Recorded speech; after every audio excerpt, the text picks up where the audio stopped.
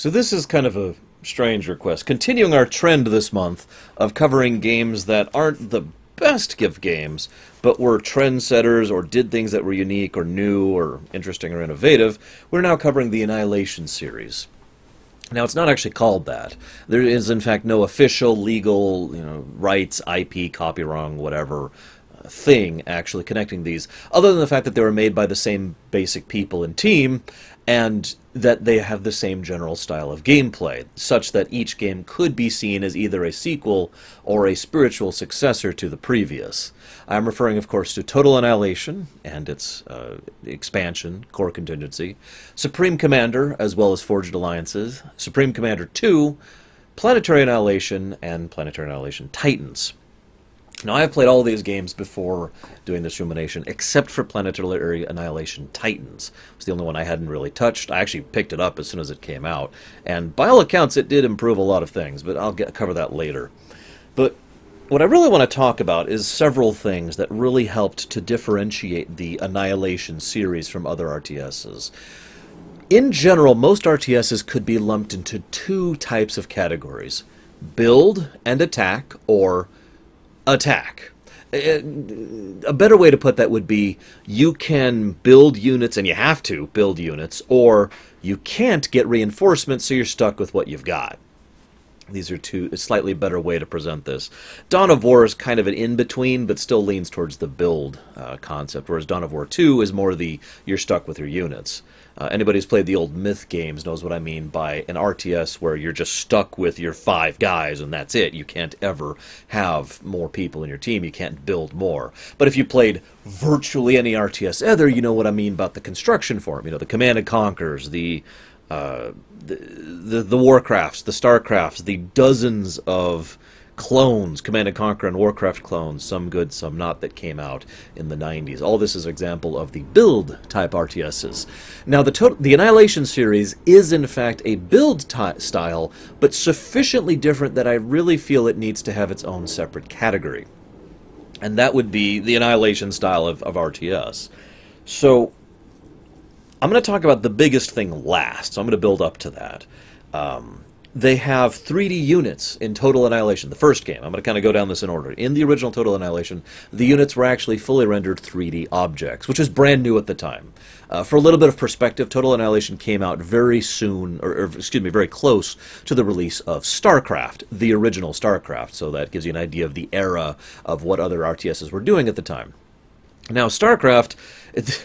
It's actually funny, if Total Annihilation had missed the StarCraft window, as it were, there's a pretty good chance that Total Annihilation would have been received a lot better. As it was, it kind of became a niche game, and indeed that has stuck ever since. Every one of the Annihilation games basically has niche appeal, and hasn't really managed to make it into mainstream or being well-known or common games. In fact, when I was playing Planetary Annihilation Titans on stream, there were some people who were like, I've never even heard of this. Is this a good RTS to start out with? What should I do with this? So, actual 3D units was brand new. The terrain was actually mapped. This is probably one of the biggest things that they don't use a lot, but it does matter every now and again in the entire Annihilation series. The terrain actually legitimately matters in two separate ways. Whoop! The first is that it tosses my notes to the ground. The first is that there's actually a map, a bit mapping for the terrain. So in other words, let me just give you a hypothetical. Let's say you've got a tank here, and they're at the base of a valley, and you've got an enemy here. They might not be able to shoot up, or actually a better example than a tank would be like a turret. So you've got a defense turret here, and you can't shoot up because there's this hill in the way, right? It also meant that certain types of maps you could really get a choke point going because the enemy would have to go through this area and they can't attack through certain angles because the terrain's actually in the way. This also made it so that certain weapon types mattered, in many cases more than the actual stats of the weapons. This unfortunately led to Total Annihilation, the first game, being really, really unbalanced when it came to any kind of competitive play or even just against the AI because, well, some units are just going to be way better than others because of the types of weapons they use or the manner in which they use them. But I'll talk a little bit more about that later. So we've got the bit mapping, we've got the actual 3D units. I mentioned the planet matters. The other way the terrain matters is that each planet can function separately, and this is true for the entire Annihilation series to some extent or another. Even in the original Total Annihilation, you've got a metal planet where you can just drop down metal extractors anywhere, but there's no real water to speak of, and not counting the oil seas. You've got the lunar areas, which have very few resources and reduced gravity. You've got the ice planets, which have the little bombarding meteor storms. You've got the lava planets, which have their earthquakes and the lava flows. All sorts of terrain problems, in addition to the fact that you're fighting the enemy units. So that's actually another layer of strategy that helped to make them more interesting than what I'd been playing prior to then, which was basically Warcraft 2 and Red Alert. Both good games, but this additional layer of strategy really helped to make Total Annihilation stick out in my mind. I'll tell you another story about that later, too. So there's also friendly fire. This was a very new concept at the time. I mean, obviously, you can order a unit to attack another unit. That goes back as far as Warcraft 1, I think. And I'm pretty sure you could do that in the old Command & Conquers. But here, if you've got an artillery guy back here shooting into a melee, you're going to hit your own guys too with the splash damage. I think that was in Red Alert as well. So that wasn't super new, but it felt like it was more common, more prolific with the splash damage and the friendly fire in this game and in these games in general than it was in other games. And of course, one other way in which Total Annihilation was innovative was the fact that the AI was absolutely terrible. No, seriously, I can't even summarize to you how bad the AI was in the original Total Annihilation. It basically isn't an AI. It effectively will build random stuff at random times, or at set times, depending if you're playing like a story map, and then will set them to attack randomly, and then it will build more random stuff, and it could lead to all sorts of messes. Ironically, sometimes that meant the AI would be incredibly deadly. Most of the time it meant that they would just be like, "Arr," and have no idea what they're doing. But the final thing that Total Annihilation did, and admittedly StarCraft did this as well, but Total Annihilation I actually played first. And again, I'm kind of building up to that story. And I ended up really digging it because it taught me something that no other game had done before. And in fact, to be completely blunt, StarCraft didn't really do this to the same extent. Almost every unit in Total Annihilation was hyper-specialized. Now you might be like, well, that doesn't sound like a very good thing, because you'd have to have a mixed force. And admittedly, that wasn't a very good thing. If we're looking back at it from a design perspective, the fact that you have to have a mixed force to be able to take on certain types of enemies or to deal with certain type of terrain may or may not be considered good or bad gameplay design. That's not what I'm here to debate. What it did was it taught me, the player, playing this game back in my old 486-33, exactly how to deal with, I'm saying this wrong, to vary my units. This is something I do nowadays to the point of near exclusion. If I'm playing StarCraft 2 is a great example of this, I very rarely will actually just mass X unit and then A move towards the enemy. I prefer to have a varied army, and this is something that I've done ever since I played Total Annihilation. That's the game that taught me that concept. Although Warcraft 3 did it a lot better, because Warcraft 3 was an awesome game. And it's one of the only RTS. In fact, I would say Warcraft 3 is probably the only RTS I ever actually bothered to get good at back in the day. So, shrug.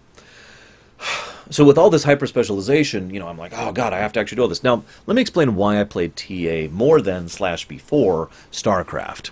Now, I gotta fix something at the end of that, because once I did get into StarCraft, I stayed in StarCraft. I played the ever-living crap out of StarCraft. I've often said that StarCraft was my first MMO, because it was the thing I would do to play when I didn't have anything else to play, kind of like you do with an MMO, right? It's like, I've got an evening, I've only got an hour to burn, I don't feel like pushing through the latest RPG or trying that other game. I'm just going to go play some StarCraft for a bit. That kind of a thing. But I didn't initially because I had a 486-33. And for those of you who don't know what that means, which I imagine is actually several of you, it's not a particularly good computer. I was at the time looking into upgrading my computer by adding a processor which would push it up to about 100 megahertz, as opposed to the 33, which it was doing at the time. Yeah. So here's the thing. Couldn't play StarCraft. Literally could not play StarCraft. I bought the game, and I loved reading the manual, and I loved eating up the lore that was in the manual, because Blizzard is kind of awesome about lore, but I couldn't play it. But I could play Total Annihilation. Now, what's funny about this, I wonder how many of you understand this perspective.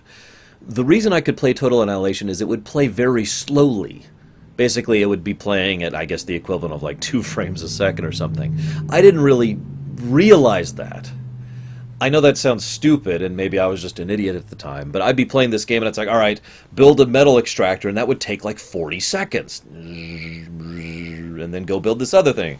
And I didn't mind. I had Jeremy Sewell's music to listen to. By the way, Jeremy Sewell did the soundtrack, and it's awesome. I recommend you go look it up on YouTube right now and listen to it while you're listening to me.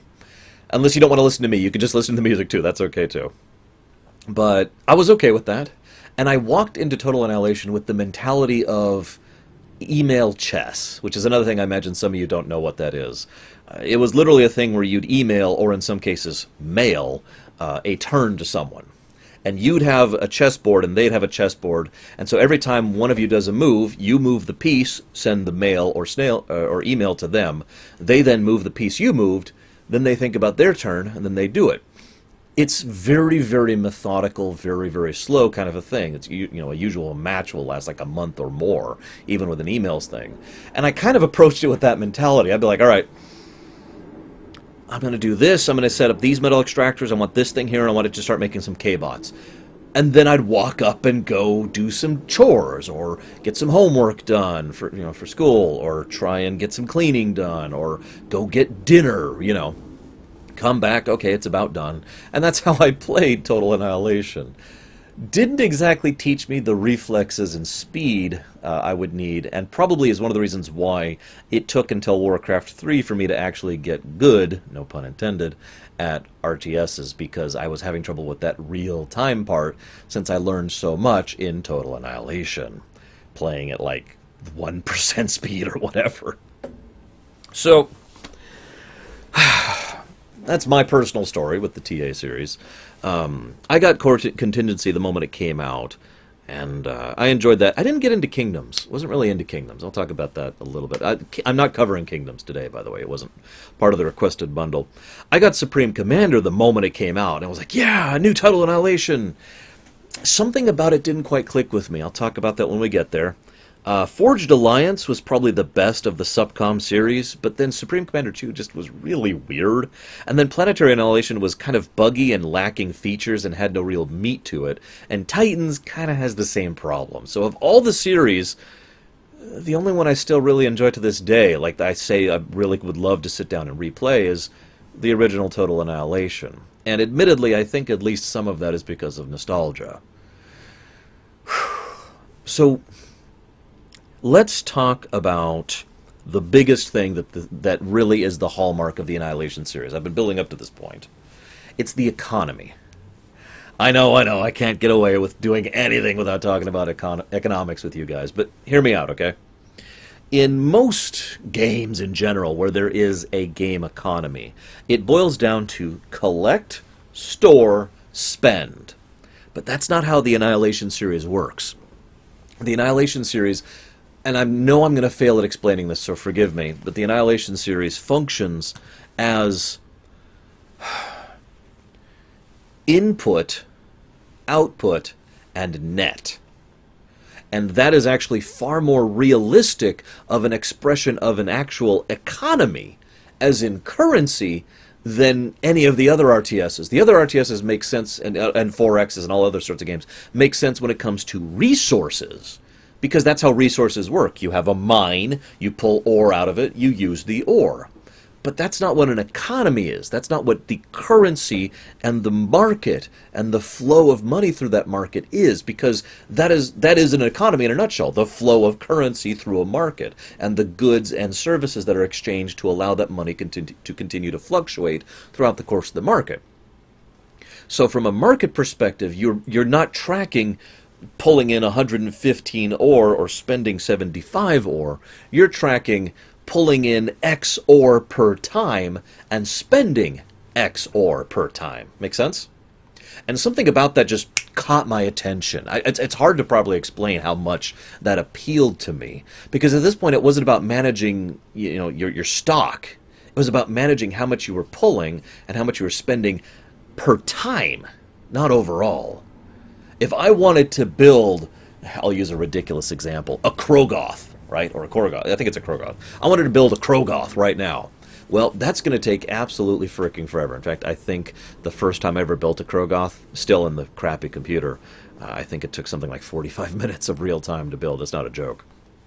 But I want to build a Krogoth. Well, the total cost of a Krogoth is, and I'm going to make up numbers here, let's say 100 metal and 100 energy. That's, of course, way less than it is, but just making up numbers. So if I have a constructor who all constructors have basically a constructing stat. This is how quickly they can spend energy or resources in order to construct something, right? So I have a constructor who can spend 1 energy and metal per second, okay? So that constructor will start nanolathing, and it will take him 100 seconds to build this Krogoth. Now that, of course I'm making up numbers here, but let's just assume for the sake of argument that that's a long time. You know, a little under a minute and a half in order to, or excuse me, a little over a minute and a half in order to build this unit. Now, thing is, that's very cheap to do, because from an economic perspective, in my currency, all that's changing in my thing is I am at -1 metal and -1 energy. So that's costing me virtually nothing. In fact, I probably have enough income from my metal extractors and enough income from my power plants to completely negate that, to the point where it literally costs me nothing. You see how that can work out? Now, of course, there's other ways to express this. Let's say I add 100 constructors, all of them who can do that 1 per second. Well, they will construct the Krogoth in 1 second, because all of them are putting all their construction power into it at once. But that's also going to mean I have a -100 metal and a -100 energy, but only for that 1 second. So I might be able to recover from that, even if my net is only like +3 or something like that. In addition, there's also storage units. So you can build metal storage and energy storage, right? And they act exactly as you'd imagine. And there's a lot of long-term strategies centered around that, you know, trying to get a bunch of metal storage on a metal-dry planet and just trying to manage your expenditure so you're always generating metal. So that the idea is you have very little income, so if you start building units en masse, this is just going to plummet, right? Because you're spending so much more than you're pulling in. But if you have a lot of storage built up, even though it's plummeting, it's okay because it's there to be plummeted. And then you finish building your units, and it slowly starts refilling again, right? There's a whole bunch of stuff you can do with the economy. And it's probably my favorite aspect of the Annihilation series in general, and I love it. There's one other thing I love about the Annihilation series, and it's mostly a thing in the original Total Annihilation. You can only do it to an extent in the rest of the Annihilation series, and that is the base creep defense, or what I used to refer to as the constructor army. I actually even wrote a story back in, I guess this would have been college at this point, you know, early 2000s, whatever the hell that was, late 90s. I actually sat down and wrote a story once about the constructor army because I loved the idea so much. But it boils down to this. In Total Annihilation, you don't have NSCV. You have a Tier 1 constructor bot and a Tier 2 constructor bot, and in some cases a Tier 3, depending on circumstances, right? So you build the Tier 1 who builds advanced stuff, and you build the Tier 2 who can build really advanced stuff. And almost all the tech is boiled down to these 3 tiers, with the occasional super stuff in the experimental tier, as they would call it in Supreme Commander. So you would build, your commander would build a bot factory, okay? And then the bot factory would build one Tier 1 constructor. He would go out and build an advanced bot factory who would build an advanced K-bot constructor. You with me so far? Once he's out, he can build all sorts of stuff. He has access to like all sorts of schematics for things he can build, and he has a much more advanced build rate than the previous 2 units. So then you have him build base defenses and resource production, and that's it. In other words, never actually building a military unit, never actually having an army.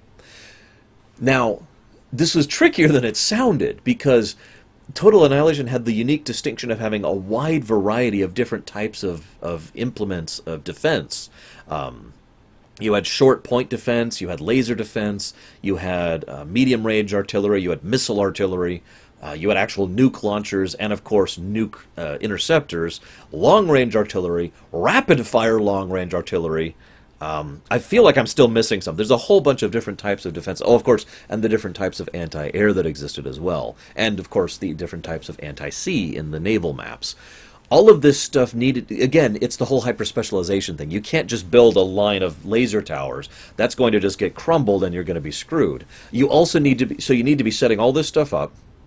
And you have to make sure you have a radar set up. This is another thing. I just realized this is another thing that the Annihilation series has always done and is kind of unique to it. The way they approach radar. You build these radar units and you see blips on the map for where the enemies are. And of course, that's informative. But the real important point is you can attack those blips directly. And that's how the advancing wall of the constructor thing works. Because you build this line of anti-air, artillery, and other defenses and emplacements that you need here, and then you build a radar there. You attack anything that's in range. If there's nothing that's in range, you go forward like a mile or whatever. You go forward another step, build another line of defenses, and then build another radar. And now you can see further, because each radar has a limited range, until you have the whole map mapped, and your artillery has shelled the enemy before you've ever even seen them. I liked that strategy. I thought that was fun. It doesn't work quite as well in any other game other than the original two, but it was fun and interesting. And of course, the radar mechanic worked nicely with that. Another thing I want to say is pretty much every Annihilation game has been very mod-friendly. I don't think any of them have actually put out mod tools. I could be wrong about that. But all of them have been extremely easy to mod. Kind of like the old Civilization games, like Civ 2, for example, was super, super easy to mod and write scenarios for, specifically because of the way they designed the game. That's kind of what I mean by mod-friendly. So there were all kinds of custom units and custom mechanics and total conversions, all sorts of stuff for the original Total Annihilation, and several similar things for the Supreme Commander series. Haven't seen much for the Planetary series. I don't have much to talk about there. Another thing I want to talk about. So I mentioned we're not really talking about Kingdoms. Total Annihilation Kingdoms was actually the first game they wanted to make when they sat down and did this. But they were having issues with the engine. Remember I mentioned it's actually 3D rendered stuff. So what they built looked terrible, basically. So instead they decided to make everything look nice and blocky. And if you've ever seen the units in the original Total Annihilation, you'll see what I mean by the blocky style. And they said, okay, here, plonk. If we're doing blocky units, it has to be sci-fi. And the setting of the series just kind of grew naturally out of that. And then when they refined the engine and knew what they were doing better, they made the Kingdom series, which was over there, and I don't really care that much about, and I'm not talking about today. Now, I already mentioned Jerry Maciel. I'm looking at my notes here really quick. There's little to no story and plot in the original Total Annihilation. Most of what you get is the narrator setting up the premise. You know, war, 1,000 years, nobody cares, blah, blah, blah. And almost all of the actual story of the original Total Annihilation is focused in the world building, literally, actually in this case, by the fact that the narrator sets up and describes all sorts of things about each of the planets that you're fighting on as you go throughout the course of the game. The plot is extremely basic. In both cases, whether you start as the ARM or the core, which I'll talk about in a moment, you have been losing the Great War, the Eternal War.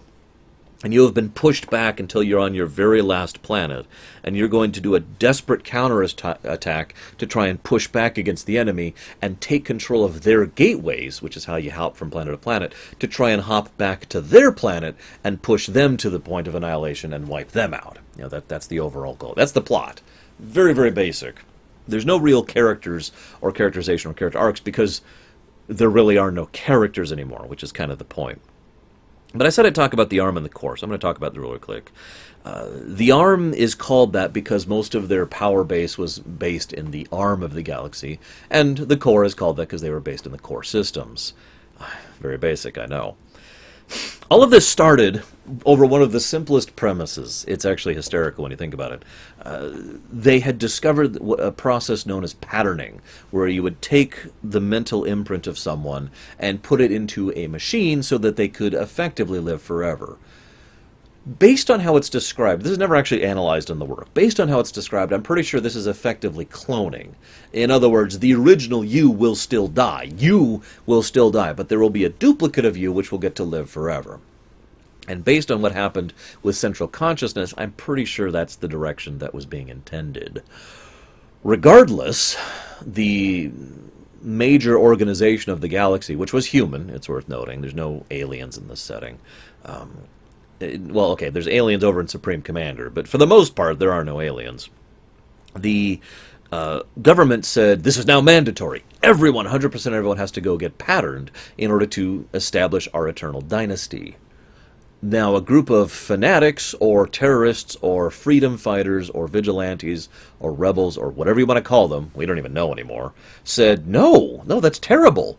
We're going to lose our individuality, our humanity, by being put into these soulless machines. That's unacceptable. So they started fighting over it. And they kept fighting over it. Now, oftentimes, fiction has what I refer to as Doctor Who syndrome. You may check my Lorium's page for analysis on that, an explanation of what that term means. This is one of the truly few fictional works I've seen, that Total Annihilation in particular, that doesn't actually suffer from Doctor Who syndrome, despite the fact that it's a war that's been going across a galaxy and has been lasting for about a millennia. And the reason why is because they actually thought it out, actually brought some scientific advisors on board, and actually put some real freaking science into most of the tech and how it works. So the millennia of war is presented exactly as horrible as that should actually be. There are whole planets which are permanently scarred in ways that they will never recover. Whole ecosystems, whole flora and fauna wiped out as a consequence of this war on a planetary scale, which is exactly what should happen. And the galaxy itself has been bled dry fighting this. It's one of the reasons why both sides are at the point where they can barely function anymore, and they only have one, well, two, but really only one commander is left. There used to be many commanders. There used to be way more people, way more ships, way more troops. It's all gone. It's all been spent and burnt, and it's gotten to the point where they can't even properly rebuild all that stuff anymore. They just have access to the schematics and research that they have now, and the ability to still use the tech that they had, like the gates, for example. So it's presented very believably, as weird as that may sound, and I think that's another thing that appealed to me. It's far more hard science than a lot of other science fiction in general is, video game or otherwise. I, of course, have to point out the obvious irony of both the ARM and the core. The ARM, have a fight about the importance of individual consciousness and humanity, and so they decide to go and make endless clones, each one who is effectively a mindless drone patterned off of an individual who is designed to fight and die by the droves in order to fight for the importance of the individual. The core, of course, started all of this to safeguard and better help the lives of its people and ensure that there would be a prosperous future and a new dynasty of greatness and awesome, and they pattern... God, I don't even know what. It's actually debatable if there's any people left in the core at this point, other than the commander. Or possibly central consciousness. Even that's debatable. But regardless, they've got all of this grandiose schemes, and all they do is they pattern people endlessly into these robots, which they then send out in droves to die, spending them as both sides spend units as if they were base currency. This is a deliberate setting, and part of the overall hallmark of the Annihilation series is that you can send an army 100 strong at the enemy, lose 80 of it, and that's a good battle. Lots of forces, large-scale battles, and lots of losses is one of the other hallmarks of the entire Annihilation series. For a bit of contrast, over in, say, StarCraft, you have the food cap of 200, which means at, absolute most you can have, 13 battlecruisers or something like that? By contrast, here, you have a unit cap of 256, which can be raised, and a lot of people did this through mods or other conveniences, to make it so you can have an entire army of 300 troops, which are just marching over the enemy. And of course, Planetary Annihilation, as I showed off when I was streaming it, I once put together, just for fun, an army of about 470 basic infantry units, tossed them at the enemy, and about 100 or so of them lived. And I won. That's the whole point, narratively speaking, of where they're going with this. Both sides are at the point of being complete monsters. I'm not even sure, like, if you could properly do a now what story in this setting, which I suppose brings me to my next point. So I mentioned how the first game doesn't really have a lot of story other than what I've been telling you. Core Contingency, by contrast, has a much stronger plot emphasis.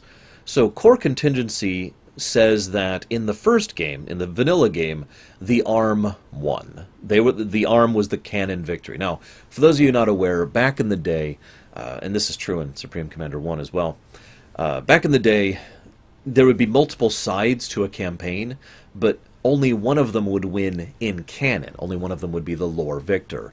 StarCraft was actually, might not be the first, but it was the first game I saw where they broke that mold, where each campaign happened sequentially, and therefore all had consequence. The Annihilation series would do this with Forged Alliances, kind of, and later Supreme Commander 2. But Supreme Commander 1 and Total Annihilation and Core Contingency all had the one canon playthrough. So the ARM won. And the other core commander, I mentioned there was a second one, the other core commander activates and goes about starting to try and use this alien device, I mentioned the alien thing, so, which they had developed to turn it into a super weapon, because of course it's a super weapon. Now, I mentioned how most of this game is fairly hard science. This super weapon is frankly just magic. I don't mean magic as in, you know, I cast Fire 3, which does 3d6 damage. No, I mean like magic! Because what this thing does, it's called the Galactic Implosion Device. And that's pretty much exactly what it does. It pulls the entire galaxy into it, except for the spot around it, which is safe.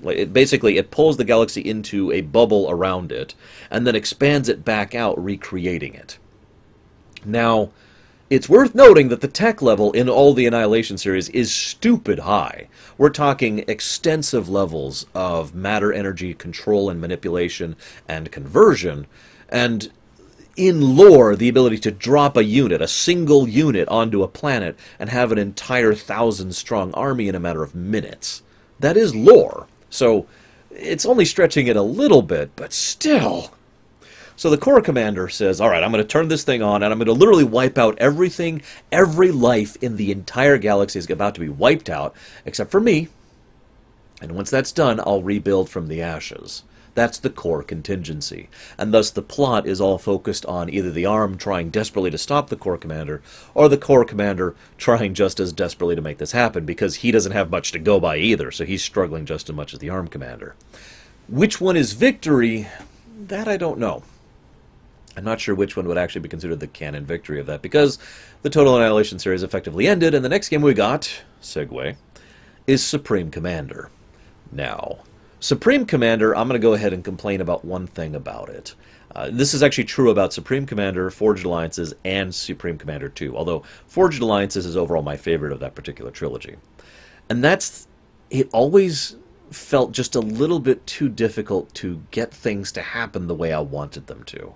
I don't want to just say UI, because a lot of people, when I say UI, they think what's on the screen. But I mean, the method by which I interface with the game never really gelled with me in Supreme Commander 1, and to a lesser extent in the later games as well. Because Supreme Commander upped the ante considerably. You were actually supposed to now be using hundreds or thousands of units, and you could zoom way out and look down basically from orbit at the battle you're leading, all that kind of stuff. That was part of the pitch, the marketing style. So you send all these troops, oh, charge, charge. I had a really hard time distinguishing which units were what, telling what was going on where. The built-in AI of a lot of your units, like the passive AI, really wasn't up to snuff. And this was in an era after I had played Warcraft 3, a game which had extremely good built-in unit AI, to the point where I could control my units very precisely and very carefully. In this case, however, there were plenty of times where I couldn't get aircraft to function properly or use the landing pads that I'd set up just for them. And they were just lots of little niggles and problems with it, which made overall playing Supreme Commander 1 just not that enjoyable for me. However, it was better in many different ways. But sorry. It was better in many different ways. You know, it was overall better graphics, it played better, more units, and of course it had a strong story emphasis. I find out, for this Rumination, of course I do some research and trying to find out the whys and the wherefores. It turns out this game was apparently meant to be a test bed for DirectX 10. And that explains so many of the issues with it, because there were optimization issues as well. I'm speaking specifically of Supreme Commander 1. And there were so many issues with it, so many problems going through the game. And this explains basically all of it. Another big one was the pathfinding. That's another excellent example. It was just, what the hell? But having said all that, having talked about all of that with regards to Supreme Commander 1, like I said, it has a far stronger story emphasis. The thing is, it has one of those excuse stories, you know what I mean? Like, there is a story there, and it is functional, but it's not particularly interesting, and if you ask me to sit down and discuss it, which is what I'm doing right now, I'm sitting at you like, oh god, what is there to talk about here? So the general premise of Supreme Commander is there's been this war that's been going on for 1,000 years.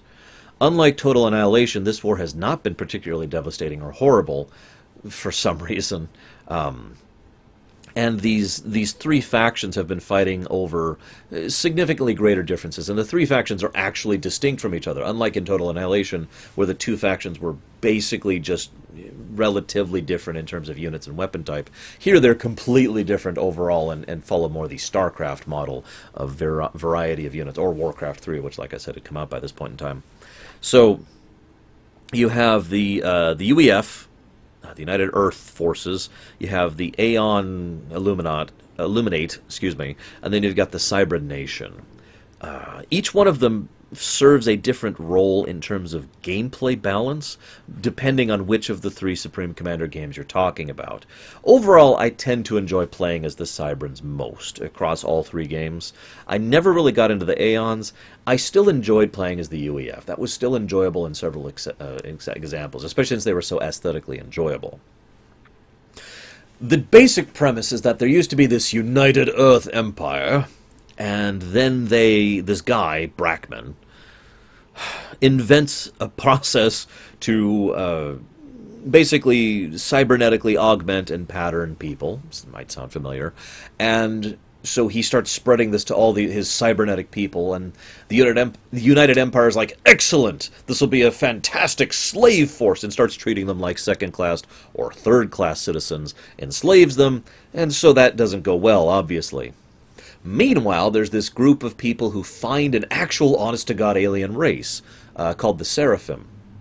And they're like, hey! And the Seraphim teach these humans the way. Capital T, capital W. The way is this great, grand, unified religious theory of acceptance and understanding and ascending to a new paradise beyond.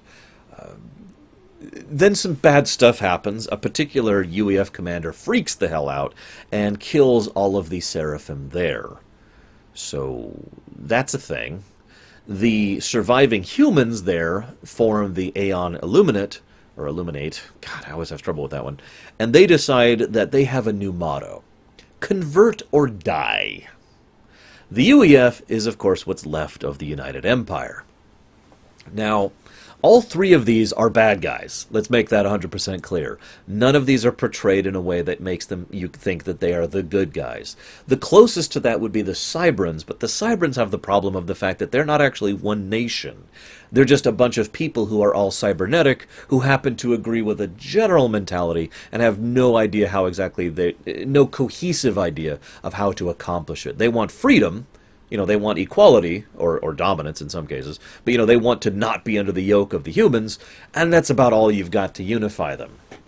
So you've got decent people over there, and then you've got some extremists, and then you've got flat-out terrorists, and then you've got insane people, like Gage. So, I know that's a later game, but still. So that's just kind of a mess. Now, the Aeon people, they have a little bit of variety, too. You know, they've got some people who are literally convert or die, convert or die. But then they also have people like the Princess, who's a legitimately nice person who actually wants to reach out and help people. And pretty much everything in between. Now, the UEF is probably the most traditionally evil. They are the horrible dystopian empire. But the really strange thing is they're not actually presented like that. They have most of the hallmarks of it in terms of their actions and their society, but they're not actually interested in that, and they don't act like that. Rather, they act like the everyman. Like that's what's normal, and they're just doing this because it's their job, and they are just trying to get through this because, oh God, it's another Tuesday. Ugh. You know, it comes across as the only sane people left in the galaxy of cybernetic freaks and religious terrorists, as we've got guys with guns. So they come across as more down to earth, which makes them more relatable than they really have any right to be. Because, now I'm getting to the plot, the main plot of Supreme Commander has to do with this thing called Black Sun, where Prince Shizor is going to show up and... sorry, wrong thing. Where...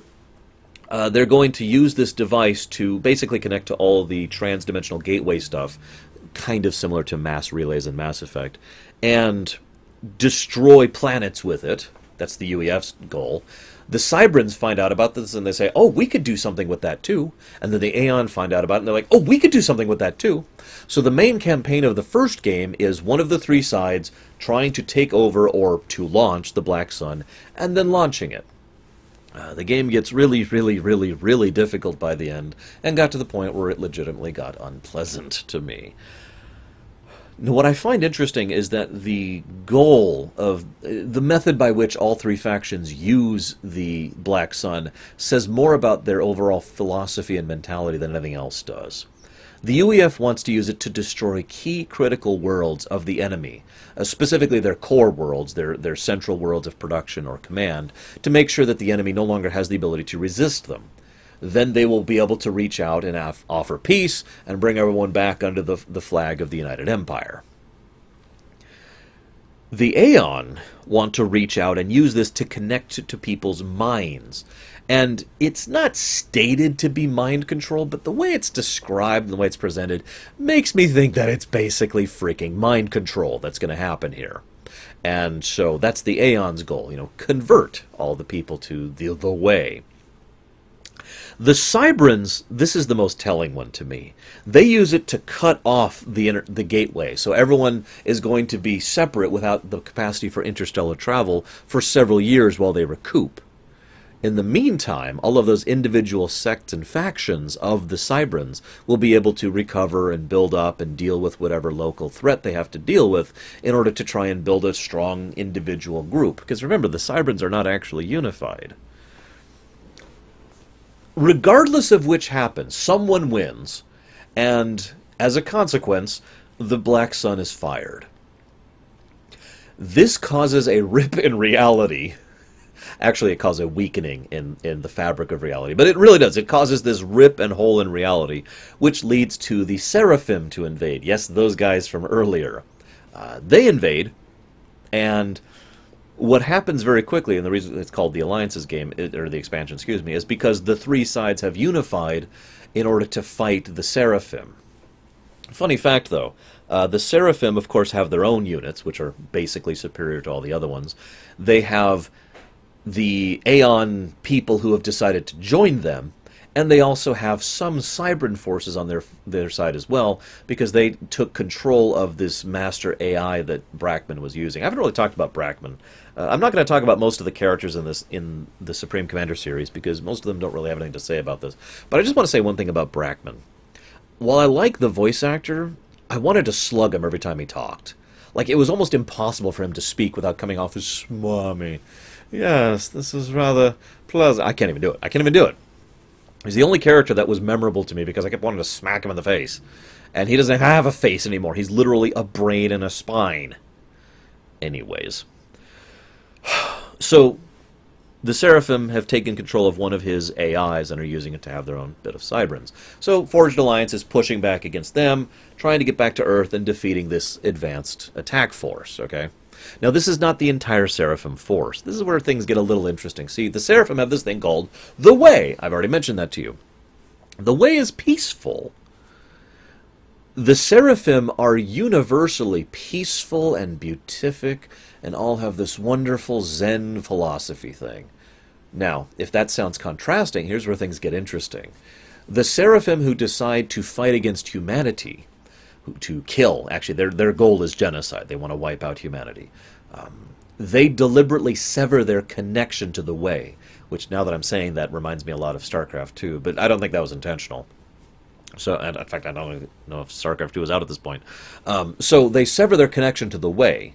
Therefore, they are literally giving up heaven, or whatever happens for their ascension, and are completely outcast from the rest of their society. Okay, that's kind of culturally cool and interesting.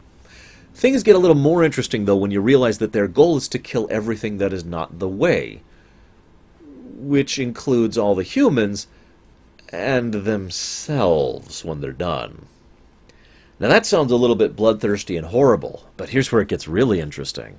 The moment any Seraphim cuts off their connection to the way, they become almost mindless, bloodthirsty, and vicious killers. Now that's interesting to me, and that's probably the only thing that really caught my attention from a lore perspective in all of these games. Not counting the nanolith, obviously. I didn't even talk about the nanolith, I just realized that. The nanolith is awesome.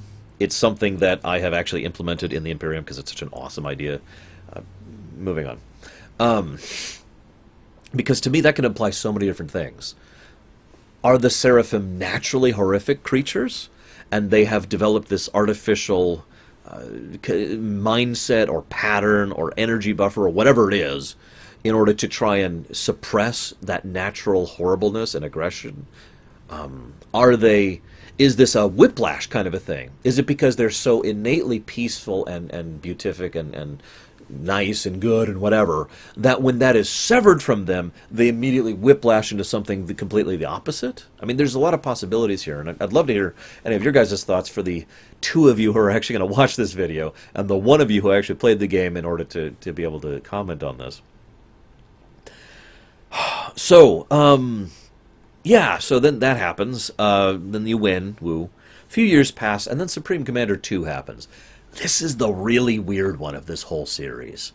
As I mentioned, none of the Annihilation series has ever actually been a smash hit, or has really been what I would call a truly great game, with the possible exception of the original title Annihilation, with mods with core contingency, so that's getting a little asterisk-y there. Supreme Commander 2 is... It was designed... Okay, it happened during... it was being developed during one of the United States recessions that was happening at the time. Some of you may or may not remember this. I think it was 2009, something like that. And so they deliberately made the Supreme Commander 2 to be lower system requirements and easier to play. So they streamlined a lot of it. They brought down the complexity of some of the style of the inner workings of the gameplay and the units and the balance and all that stuff. And they made it so the graphics engine was way less intensive and could run on a much lower end system. You can kind of see why they wanted that.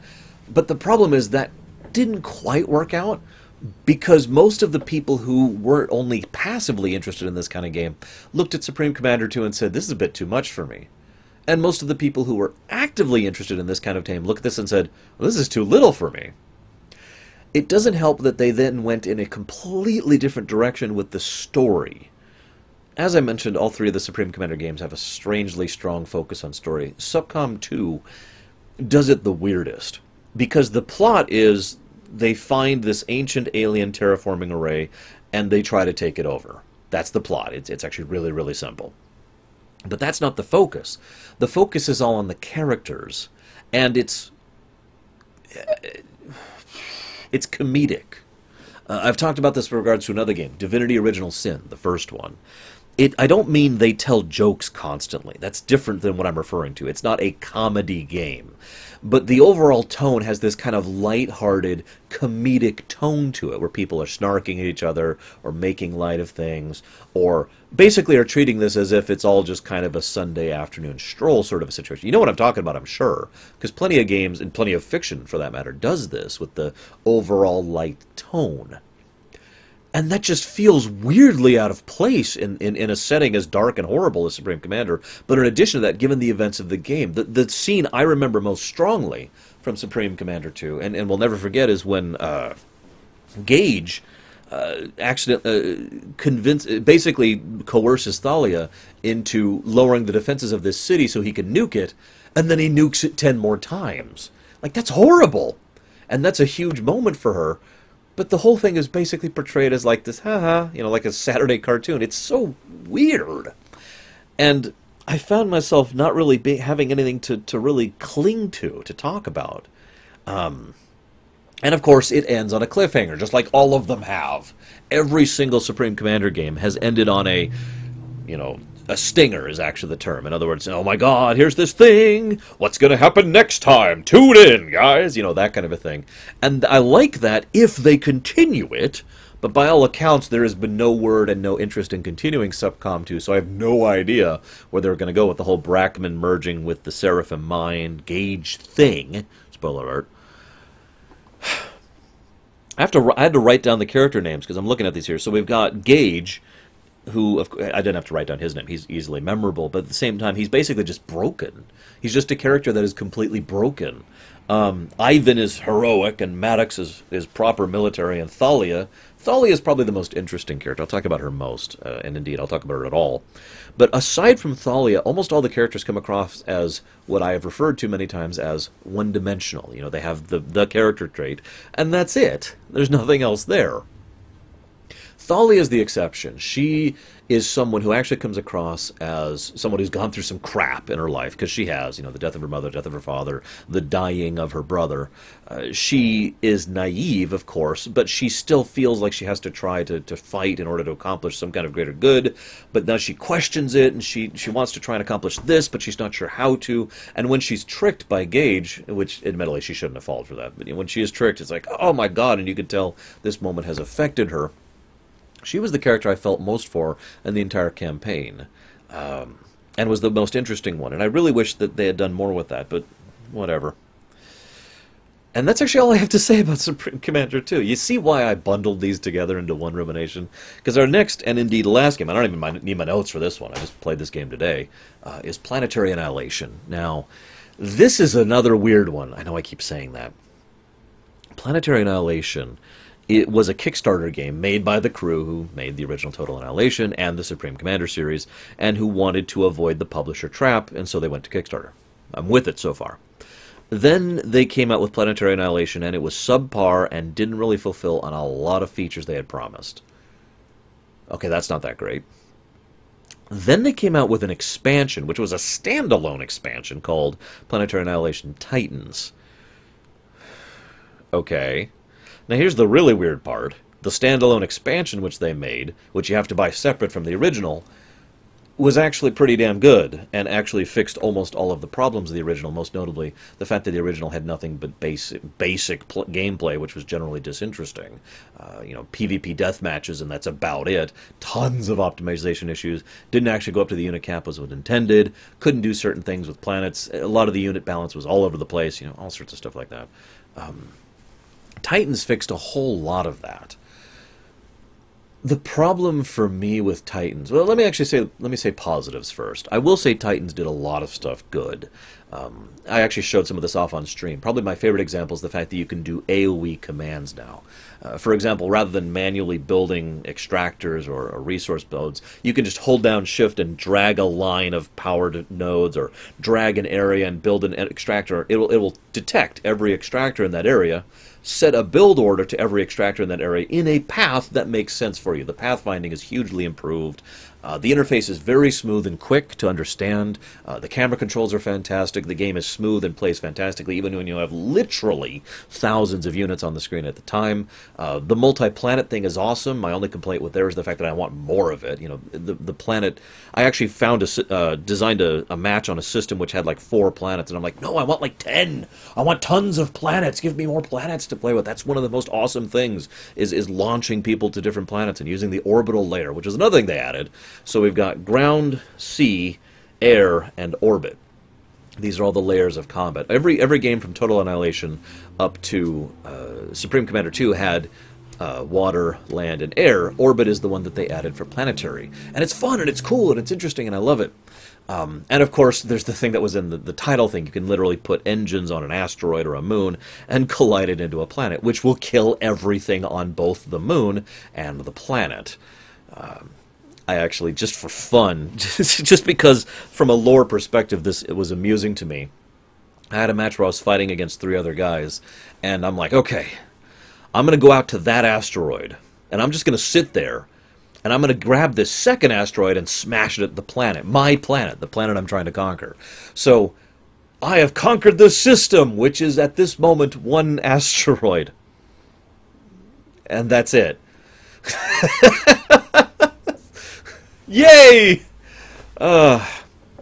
You're probably expecting me to talk about the lore of Planetary Annihilation. There kind of isn't any. So, once upon a time, people made robots to do their fighting for them, and then the robots kept fighting forever. It is debatable how much sentience and sapience there is in the different commanders. In the Galactic Conquest, or excuse me, the Galactic War mode, if you mouse over the systems in kind of a Dark Souls-y kind of a thing, each system has a tiny little blurb of lore to help flesh out some of the commanders. You know, the idea that each commander is trying to search or fight for a different thing, and they have their own goals and motives, but it's all background. There really is no actual story in any functional sense in Planetary Annihilation. It is effectively a pure arcade game, which of course is a bad way to put that, but that's what I think of when I think of a game that has 0 story. You know, a pure arcade game. You're here to fight other robots. Go fight other robots. There's not even different factions or sides in Planetary Annihilation like there was in previous games. There's just colors. You choose a different color, and that's the color of your robots. And I think that's my biggest complaint about Planetary Annihilation, because there was no meat on its bones. Even the original Total Annihilation, I felt invested in what I was doing as I'm pushing back the arm assault on Dump, or on Core Prime, as I'm trying, no, we cannot let the core lose to the arm, we have to try and push them back, and oh my god, we have to stop the core from setting off this galactic implosion device, and I don't know, I felt invested because of the campaign, and because of the story, and because of what I was doing. And I never felt that in Planetary Annihilation, because there really is no campaign or story or anything, so I don't actually have much else to talk about it. And I guess that's actually it. I'm done. I hope you've enjoyed this look and talk at the Annihilation series, and I hope to see you guys next time.